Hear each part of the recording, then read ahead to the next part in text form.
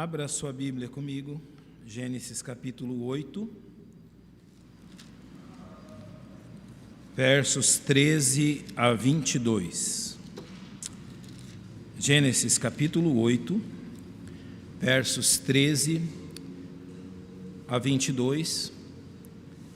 Podem ficar assentados como estão, e ao fim da leitura nós vamos orar. E aconteceu que no ano 601, no mês primeiro, no primeiro dia do mês, as águas se secaram de sobre a terra. Então Noé tirou a cobertura da arca e olhou, e eis que a face da terra estava enxuta. E no segundo mês, aos 27 dias do mês, a terra estava seca. Então falou Deus a Noé, dizendo: sai da arca, tu com tua mulher, e teus filhos e as mulheres de teus filhos.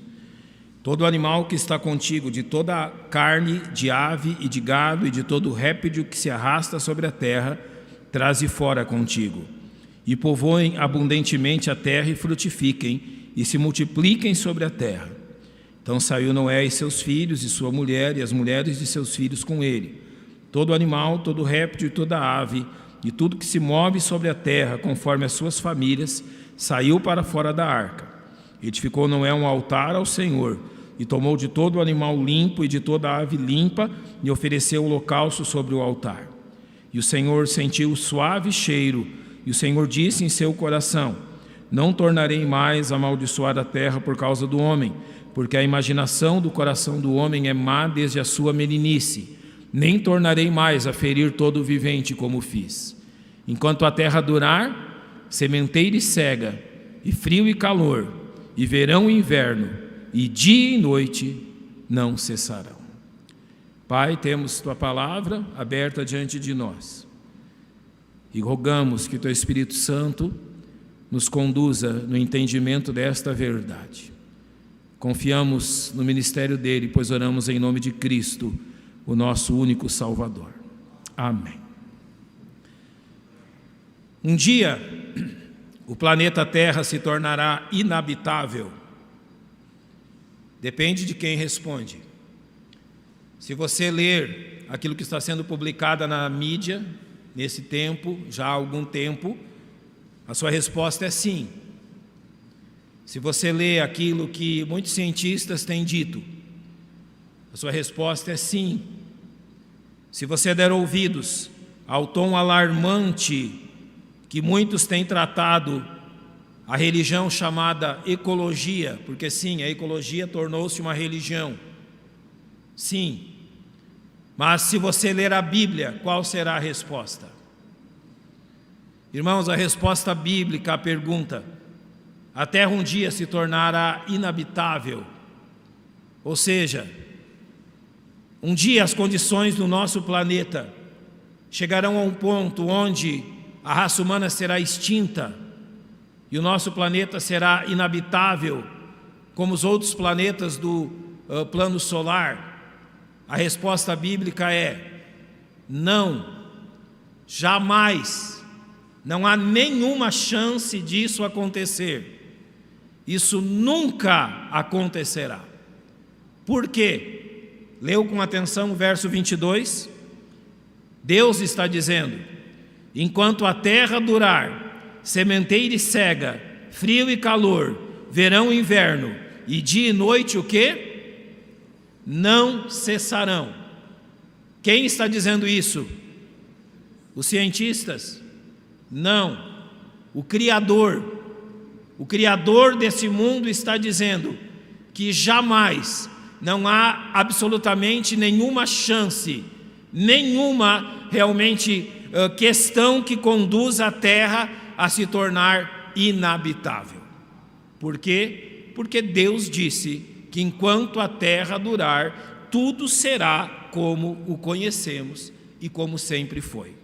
E ninguém é capaz, nada é capaz de desfazer o conselho de Deus. Então aquilo que está sendo ensinado pela ciência, eu já vou falar da ciência, de que corremos o risco de extinção, ou de que num tanto período de tempo a terra se tornará inabitável pelo calor, pela acidez, pela falta d'água, disso e daquilo. É verdade? Não. Não é verdade. É impossível que isto aconteça, porque aquele que controla todas essas coisas disse que isso não acontecerá. A questão é simples assim. Falemos da ciência. Não, irmãos, nós não podemos ridicularizar a ciência, porque alguns cientistas têm usado de dados científicos a fim de propor o seu pensamento e aquilo que Romanos nos ensina, que tendo conhecimento de Deus, não lhe deram graças e em seus raciocínios se desvaneceram. O que é a ciência? A ciência é a capacidade que Deus deu ao homem para que nós tenhamos a vida que hoje temos. Somos gratos a Deus pela ciência. A ciência em si não é nossa inimiga. O conhecimento em si não é nosso inimigo.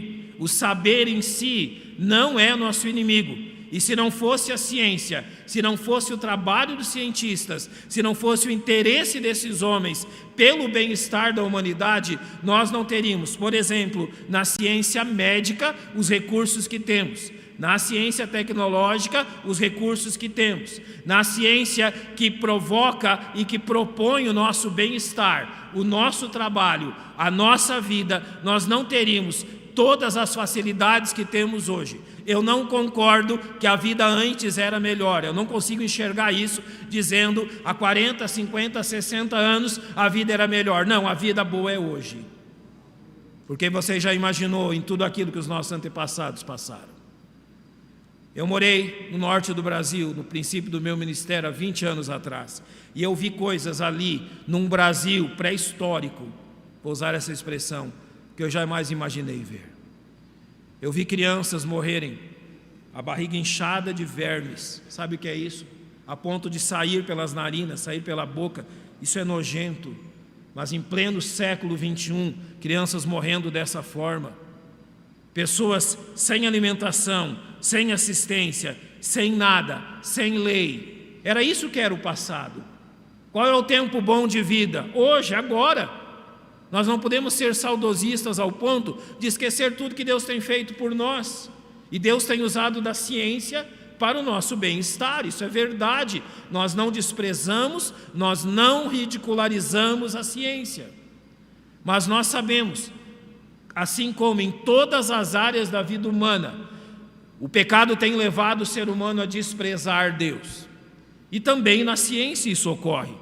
Isso ocorre em todas as áreas. Então haverão homens da ciência que tentarão desprezar o conhecimento de Deus, tentando provar através da ciência que Deus não existe, tentando provar através da ciência que o relato de Gênesis é fantasioso, tentando provar através da ciência que o dilúvio que acabamos de ler realmente é uma lenda, tentando provar através da ciência que essa história de Arca de Noé, que essa história de todas essas coisas não passa de um relato de um povo ultrapassado. Não é o relato de um povo ultrapassado, é a verdade de Deus. A ciência é boa, o problema está nos homens. Deus tem dado aos homens a ciência para que eles progridam, graças a Ele por isso.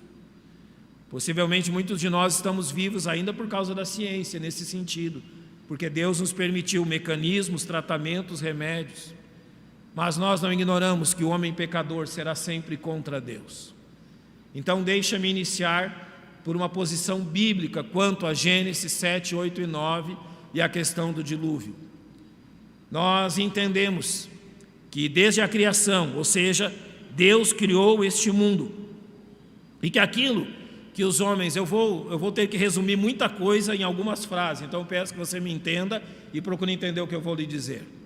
Por exemplo, a ciência, alguns homens da ciência tentam provar que as camadas geológicas são uma prova dos milhões de anos de idade da Terra, que os fósseis são uma prova dos milhões de anos de idade da Terra, que os dinossauros viveram, vamos aqui botar uma coisa, dinossauros existiram, gente? Sim, é verdade, eles existiram, eles conviveram com o ser humano. Como que a gente sabe que eles conviveram com o ser humano? E não há milhões de anos atrás. Vamos ser simples nisso. já não viu as pinturas rupestres nas cavernas, há tantas formas de trabalho em argila, em pedra, em construções. O que elas descrevem? Eles não chamavam de dinossauros? Claro que não, até muito pouco tempo atrás, a própria ciência, não a ciência, mas os relatos humanos, não usavam a palavra dinossauro, usavam a palavra dragão. Pode ler livros de 100 e poucos anos atrás, eles vão descrever a mesma coisa, dizendo os dragões. Você acha que eles tiraram isso da imaginação deles, ou o homem conviveu com tais animais? É claro que conviveu. Eles não viveram há milhões de anos atrás, eles viveram no tempo dos homens, e os homens conviveram com eles. Passaram pelo dilúvio? Nós cremos que sim. Noé não colocou animais adultos na arca. Muito provavelmente Noé colocou animais jovens, infantis, vamos dizer assim ainda, não é animais jovens na arca. É muito mais simples que você colocar animais adultos, porque os jovens crescem, têm força, se reproduzem. Cremos que também na arca Deus tenha colocado os dinossauros que haviam naquele tempo, e eles foram além do dilúvio. Então nós não cremos que uma catástrofe há milhões de anos levou à extinção dos dinossauros. Não há evidência nenhuma disso. Mas o que muitos homens da ciência têm feito? Distorcido os dados, a fim de negar que foi Deus que criou tudo isso, foi Deus que fez, e que esta grande transformação no planeta não foi causada por um asteroide ou por uma catástrofe, foi causada pelo quê? Por aquilo que a Bíblia descreve como dilúvio. Não, o nosso planeta não foi atingido por um asteroide que mudou tudo, que matou tudo, que extinguiu os dinossauros, que fez isso, não. A ciência própria comprova que alguns milênios no passado, no nosso tempo da humanidade, um grande dilúvio causou a grande destruição, levando realmente à quase extinção da vida no nosso planeta. Mas isso não foi obra do acaso. Quem fez isso? O único que pode fazer: Deus. É tão difícil dizer que o poder e a autoridade estão nas mãos de Deus. Cientistas usando de falsos dados e dando vazão à sua incredulidade, querem negar isso, que a autoridade e o poder pertencem a Deus. Sim, é nisso que nós cremos, é isso que a Bíblia diz. Toda autoridade, todo o poder pertencem a Deus. Você lembra do relato quando Jesus encontra os discípulos em meio ao mar, diante de uma grande tempestade? Lembram disso?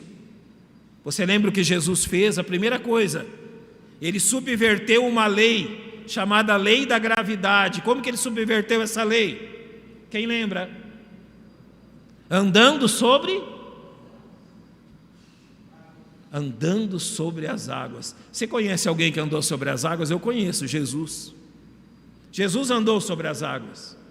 Após isso, ele, com o seu poder, que mais ele fez? Dominou o vento, dominou a tempestade, e ele fez com que ela cessasse. Quem tem poder para fazer isso senão Deus? E há algo que nos escapa no texto, mas no original, eles estavam ainda distantes da margem do lago. Então no original diz que eles imediatamente chegaram. Jesus subverteu o tempo. Eles estavam a milhas de distância, e em apenas um segundo eles estão lá. Deus controla o tempo, Deus controla a gravidade, Deus controla a natureza, Deus controla tudo isso. E por que é dito ali que Jesus fez tudo isso? Porque Ele é Deus, e toda autoridade e poder estão nas mãos dEle. O homem não controla isso. E infelizmente a incredulidade, não da ciência, mas dos homens que trabalham com a ciência, tentam provar que tudo isso é uma mentira. Não, isso é a verdade. Aqui em Gênesis 8 nós descobrimos e nós sabemos que o mundo não se tornará inabitável. Não. O mundo é mantido pelo poder de Deus. E pelo poder de Deus ele continuará a ser mantido. Enquanto a terra durar, sementeira e cega, frio e calor, verão e inverno, dia e noite, não cessarão. Transformações climáticas são reais, sim. Questões que vão mudando com o tempo, sim. mas a ciência confirma que as coisas sempre foram desse jeito. Houveram tempos de mais frio, tempos de mais calor, houveram secas. Se você acompanha a história do Nordeste, em 1920, há 100 anos atrás, o Nordeste passou por uma seca absolutamente inacreditável. 3 anos de seca. Muitas e muitas pessoas morreram, como agora está acontecendo. Eu vou lhe contar um caso agora. Essa semana, no grupo de pastores que nós temos, batistas fundamentalistas, um pastor do interior do sertão do Piauí, plantando uma igreja ali, ele nos disse que a água do poço da casa dele tinha secado. Os anos de seca agravaram tanto a circunstância que agora ele não tira mais de tirar água. E um dos irmãos perguntou, mas tem outro jeito? Ele disse, olha, tem, é um caminhão que vai muito longe, busca água no reservatório, vem e derrama dentro do nosso poço. Então ele falou o valor e os pastores se reuniram e pagaram o valor do caminhão, para o caminhão de água levar água para aquele irmão lá no sertão do Piauí. Isso sempre aconteceu. Graças a Deus pelo amor cristão que minora as dificuldades. Mas, irmãos, não, aquilo que a ciência está dizendo não ocorrerá. E o que isso nos abre porta ao dizer? Você vai encontrar pessoas que estão preocupadíssimas com isso. Você encontrará pessoas que estão ansiosas por causa disso. Olha a oportunidade que você tem através de Gênesis 8:22 de mostrar para elas que isso não é verdade. Mostrar para elas a cosmovisão bíblica, a visão de Deus, de que realmente isso não é verdade e que Deus está controlando o mundo, e ao invés de se preocupar com algo assim, a pessoa deve se preocupar com a sua alma que é eterna, então pregar o evangelho para ela. Isso é uma oportunidade, e é isso que eu quero encorajar os irmãos nessa manhã. Quando nós encontrarmos pessoas preocupadas com tais fatos, traga ela para Gênesis. Mostre Gênesis 8:22 para ela e mostre para ela como Deus controla todas as coisas. Leve realmente a contemplar isso. Agora, eu tenho pouco tempo a conduzir isto, eu vou levá-lo a 2 textos que mostram como realmente Deus tem conduzido as coisas e o que é a realidade dos fatos que nós vivemos. Vá comigo a Romanos capítulo 8, me acompanhe. A Romanos capítulo 8. Qual é a realidade do nosso planeta? Romanos 8, eu comecei a ler com vocês no princípio da escola dominical nessa manhã, no verso 19, ele diz, porque a ardente expectação da criatura espera a manifestação dos filhos de Deus. O que é essa ardente expectação? No original é uma palavra bem interessante, seria o que eu vou dizer-lhe agora. Como é que você faz quando você está curioso para ver alguma coisa?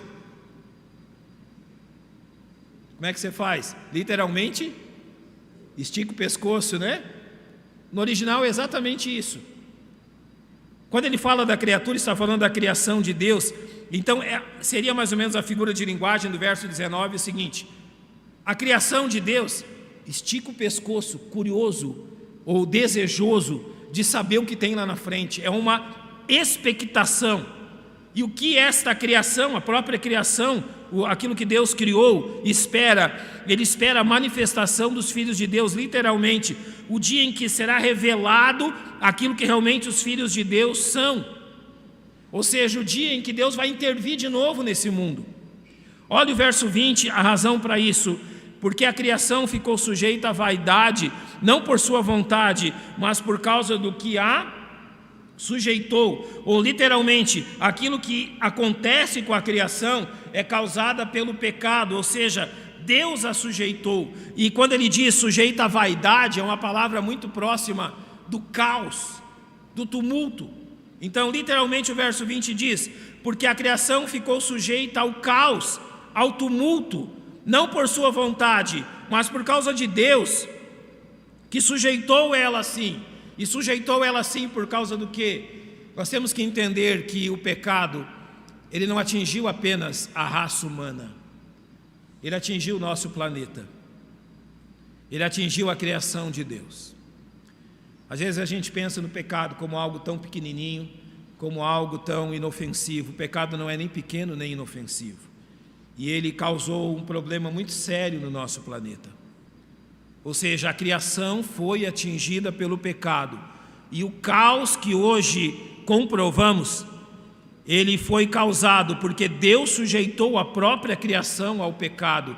Ou seja, Deus também permitiu que as consequências do pecado chegassem aonde?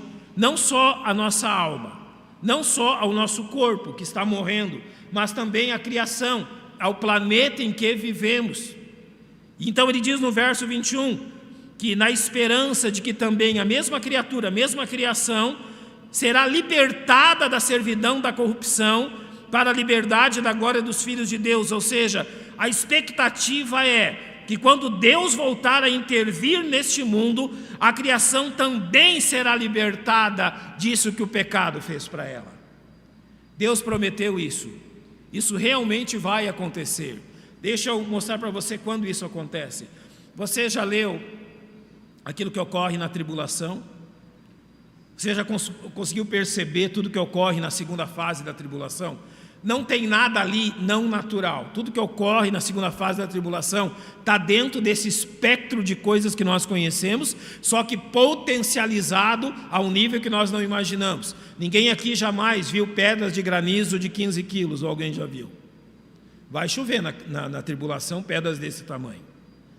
Em um só dia, 1/3 dos homens morrerá. Você imagina quanta gente é isso? Quantos bilhões de pessoas são isso? Mares se secando, tsunamis, terremotos, um ar venenoso, uma água venenosa. Deus vai usar dos elementos da criação para levar o homem ao juízo.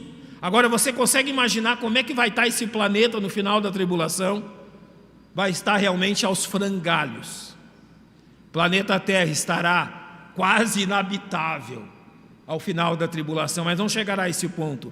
Então, logo ao final da tribulação, Jesus Cristo volta conosco, a igreja, nós vamos ver isso, nós vamos vir junto com Ele, após sermos transformados, após recebermos os nossos galardões e unidos a Cristo eternamente, as bodas do Cordeiro, nós viemos com Cristo. Então Ele vai estabelecer o seu reino de 1000 anos nesse mundo.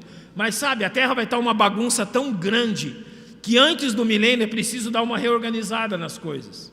Então o que vai acontecer? Deus vai fazer com que tudo aquilo que foi destruído seja refeito, a fim de que a terra esteja na condição original, para que então se inicie o milênio de Cristo, numa terra como nós jamais vimos. Então nós podemos, é o meu pensamento, Deus não somente tirará toda a destruição, toda a poluição e todo o caos que nós temos vivido, para que o milênio seja um tempo de perfeição, como perfeito é o reino de Cristo. Mas isso não é o fim. Serão 1000 anos maravilhosos, Cristo estará reinando. Mas realmente, um dia, este planeta como conhecemos, chegará ao fim. Não da forma que a ciência tem dito, não da forma que homens incrédulos, ciência incrédula tem dita, mas sim da forma que Deus tem pregado, da forma que Deus tem iniciado. Então peço que você vá comigo para 2 Pedro capítulo 3, como a história do nosso planeta termina, como a história do nosso planeta chega no fim. 2 Pedro 3,7 diz: mas os céus e a terra, agora não envolve só o nosso planeta, envolve tudo, que agora existem, pela mesma palavra se reservam como tesouro e se guardam para o fogo. Quando Deus tornou a terra inabitável, salvando a família de Noé na arca, através qual instrumento que Deus usou para consumir toda a vida da terra, à exceção de Noé e mais 7 pessoas? Água. E aqui no setor sudoeste tem vezes que a gente vê que chove aqui, chove lá, chove aqui, sabe? Eu já vi ao mesmo tempo, aqui do setor sudoeste, 4 arco-íris, em 4 regiões de tempestade diferente depois da chuva. Então a gente olha para um lado, lá choveu, formou um arco-íris, lá choveu, mas aqui não está chovendo, mas nas outras regiões mais afastadas chovem, e você vê diversos arco-íris, cada uma na sua tempestade. E quando você vê o arco-íris, você lembra do quê? Mais uma razão pela qual é impossível que a terra se torne inabitável. Deus prometeu que Ele, que é o único capaz de fazer isso, não o faria. O único capaz de transtornar a criação é Deus. E quando Deus dá o arco-íris, Ele diz: olha, isso é um sinal que nunca mais eu vou fazer isso. Nunca mais eu vou destruir a terra com água. E a gente lembra da aliança de Deus. Então, por mais que o homem irrite Deus pelos seus pecados, pela sua atitude rebelde contra Deus, Deus não voltará a fazer isso. Mas chegará um dia, ao final do plano das épocas, como Deus o diz, que os céus e a terra que agora existem e estão reservadas, se guardam para o fogo, para o dia do juízo e da perdição dos homens ímpios. Então vá até o verso 10. Mas o dia do Senhor virá como ladrão de noite, no qual os céus passarão com grande estrondo, e os elementos ardendo se desfarão, e a terra e as obras que nela há se queimarão. Sim, Deus vai destruir esse planeta, mas não é agora. Deus quer algo diferente agora. E quando nós então falamos sobre ecologia, sobre o fim do mundo para as pessoas, é importante sempre que nós a conduzamos a este ponto que eu vou dizer-lhes agora. Além de afirmar-lhes que todo o poder e autoridade pertencem a Deus, você também precisa deixar claro para essas pessoas o que Deus quer dela. Então vá comigo ao verso 9 de 2 Pedro 2. O Senhor não retarda a sua promessa, ainda que alguns a tenham por tardia, mas é longânimo para conosco. Preste atenção, não querendo que alguns se percam, senão que todos venham ao quê? Arrepender-se. Então apresente a essas pessoas o que Deus quer delas. Apresente o que elas realmente precisam. Sabe, comece mostrando para elas que o problema delas não é que o mar, segundo alguns cientistas incrédulos, vai inundar algumas cidades, ou que vai faltar água aqui, faltar água lá, chuva aqui, chuva lá. Diga para elas: o seu real problema não é esse, amigo. O seu real problema são os pecados do seu coração. Todo o peso e toda a angústia que você sente, não é porque esses homens estão dizendo que vai acontecer isso. Todo o peso da sua alma é causada pelo pecado. Você está sempre agindo contra aquilo que Deus quer. Você está sempre agindo de forma rebelde contra Deus. Você está sempre tomando as decisões erradas. Você precisa se arrepender disso. Você precisa concordar que o real problema da sua vida, que o peso da sua vida é o pecado que tem causado, e não essas coisas. Então mostre para elas que existe, que há a necessidade real, que elas se arrependam disso. E quando elas se arrependerem, mostre a elas todo o poder e glória de Jesus Cristo.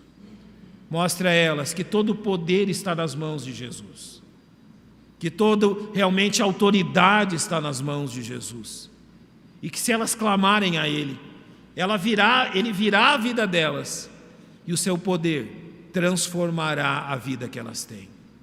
Sabe, eu gosto de conduzir as pessoas a Mateus capítulo 11, quando diz: olha, aqueles que estão com um fardo tão pesado, as pessoas hoje estão com um fardo pesado sobre as costas deles.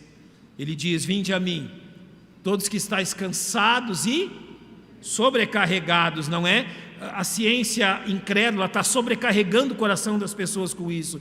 E Jesus está dizendo: vinde a mim, todos que estáis cansados e sobrecarregados, e eu vos aliviarei. Há um enorme alívio em Cristo, quando nós contemplamos que todo o poder e autoridade pertence a Ele, não aos homens. Então o encorajamento desta manhã é: use da verdade bíblica contra a ciência incrédula para mostrar quem Jesus é.